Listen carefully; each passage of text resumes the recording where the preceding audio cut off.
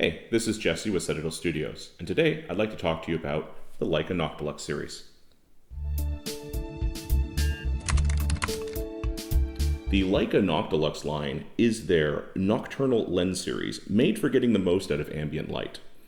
Most Leica shooting is done with available light, and the Noctilux is the coup de grace of that philosophy. So here we are. We'll start at the beginning with the very first Noctilux. The Noctilux line was introduced in 1966 with the 50mm f1.2. Production ran for 7 years, ending in 1973. Only 2,450 were ever made. It is a 6-element in 4-group aspherical design. It features a clip-on, non-reversible 2-piece hood with a Series 8 drop-in filter. It is a 16 aperture blades with half-click stops for complete control over your lighting. This is the very first aspherical lens, not only by Leica, but by any lens manufacturer. Standard production lens. This is a brass barrel with a black anodized finish. There is 20 pre-release prototype that came in a chrome finish with the brass barrel. And the first 200 of the standard production feature a thicker rim right around the front of the lens right here. That would be serial number 2176701 all the way to 2176900 that feature that unique thicker rim. So after the release of the 50mm f1.2 Noctilux and its discontinuation in the early 70s, there was a new revised faster f1 version released in 1976, designed by Dr. Walter Mandler, who first worked for Leica Wetzlar in Germany in 1947 and then transferred to Leica Midland in Canada right from its very inception in 1952. He worked until his retirement until 1985. The updated version is a 7-element in 6-group design featuring 10 aperture blades. It was featured in standard production aluminum barrel with a black anodized finish. We're just going to go through the 4 iterations for you here now. So the first version, if you will, of the F1 was released in 1976 and ran until 1981. There was approximately 3,000 to 4,000 examples made. It featured an E58 bayonet mount hood with an E58 filter ring size, as you can see here, with the 2 dots for mounting the lens hood. Now, the second version was released in 1978 and ran until 1982. That's this version right here. There was approximately 2,000 to 3,000 examples made. It's very similar to the first version, with the exception that instead of an E58 filter ring, it is now an E60 filter ring. Still features the bayonet mount lens hood with the 2 metal dots right there. Then after this version was discontinued in 1982, this one was released same year and ran until 1992. There was approximately 2,000 to 3,000 versions of this, and no longer did they feature the bayonet mount hood. It now has a reversible lens hood, seen here, and still maintains that E60 thread mount for the filter. Then lastly, we come to this version here. This is the last of the F1s, released in 1992 and ran until the entire lens was discontinued in 2008. There was approximately 6,500 to 7,000 examples of this one made, and no longer did it have a detachable hood, bayonet, or reversible. It now featured a retractable lens hood, seen here. Also still has the E60 thread mount. All 4 of these versions you see here have the same optical design, same 10 aperture blade design. There is some discussion about how they perform optically, how they differ from version to version, but they do feature all the same glass.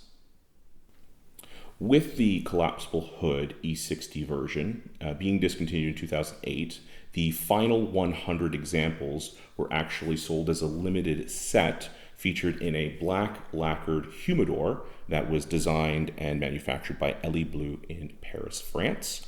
The serial numbers for those last 100 is 3985648 all the way through to 3985747.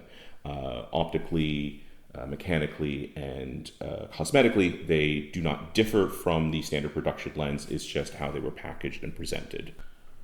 And then finally, we come to the current version, introduced in 2008. This is the updated, even faster f095 50mm Noctilux.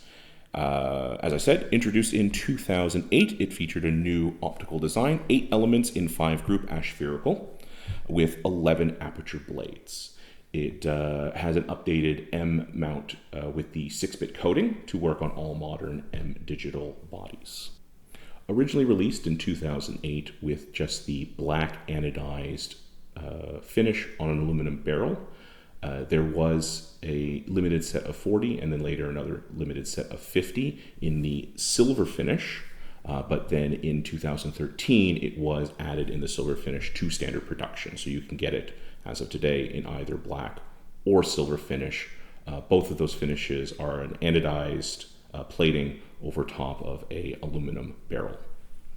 The silver finish differs from the standard chrome finish, which would normally be featured on a brass barrel. This is mainly because of the amount of weight that is involved with this type of lens because of the glass.